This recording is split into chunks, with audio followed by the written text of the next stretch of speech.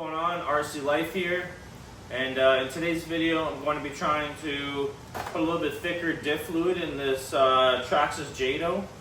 I kind of want a little bit of a thicker fluid in here because right now it just spins way too easily.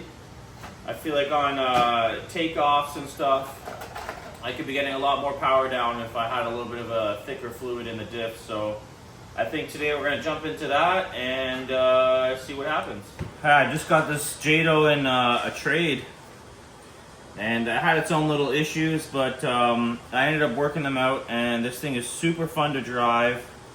I have the brakes and everything all set up nicely, so yeah, I think the next thing I want to tune up here is the diff fluid in the rear end. Before I even got this Jato, I know some people were talking about issues with the brakes and whatnot.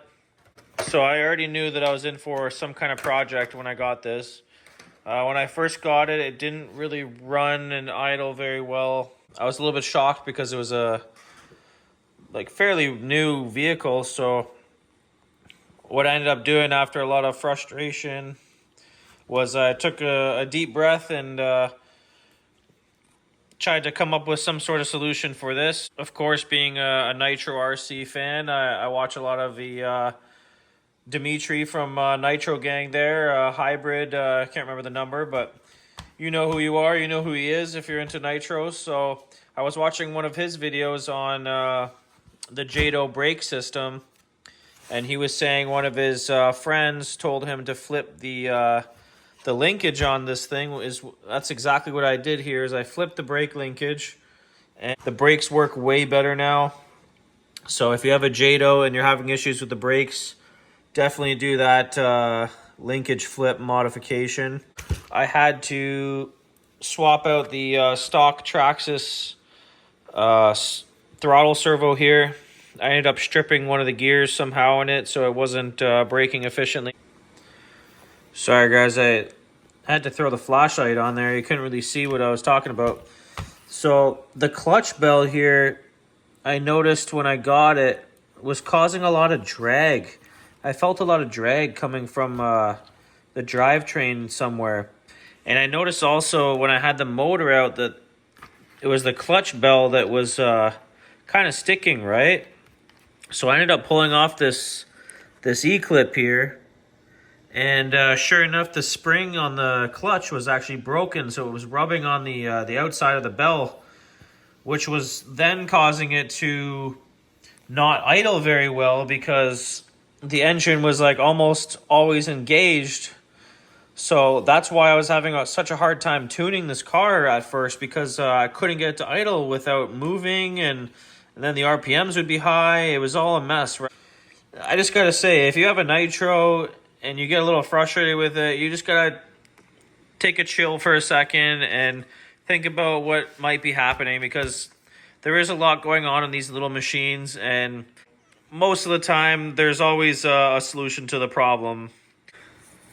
Just have some patience, and they are fun when they work, that's for sure. So just do your maintenance, and if it is giving you a hard time, just take a minute to think about what could be the problem, because most of the time there's a reason why it's giving you trouble. Anyway, you know what? When I first got it, I was a little bit bummed out because I was having some issues, but once I got it running and stuff, this thing's pretty crazy. It's fast and it's light. I also moved the battery from the rear to the center here. I don't know, I haven't done too much testing, but I just kind of swapped it out there just to see. Also, I removed the RPM sensor and the temperature sensor that was around the motor. I just got rid of all that stuff. I don't need it. I know this is a TQI radio with the Bluetooth and all that fancy stuff, but I personally don't use any of that. I just kind of want to run the car the way it is. At the most, I'll be using the TSM, and maybe even that, I'll probably just turn it off.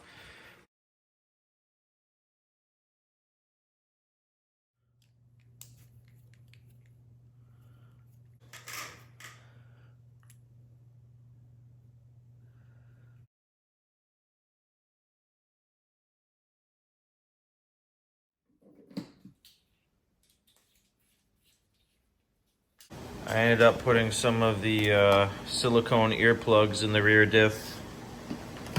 So it seems to feel a little bit tighter. Might get a little better launches on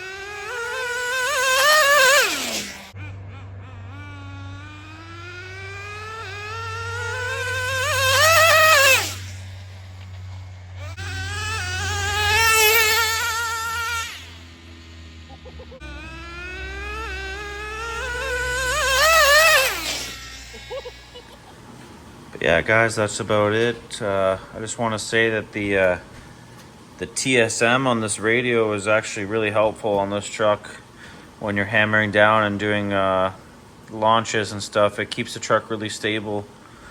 So I've never really been one to use that feature, but I am using it on this truck and it seems to help a lot. Yeah, that's my video on the Jato. Hope you guys enjoyed. Have a good day. Stay tuned for the next Rclife video. Got lots of trucks here to be working on. Lots of projects. I might have a couple body projects coming up. Got this Proline slash body I need to paint.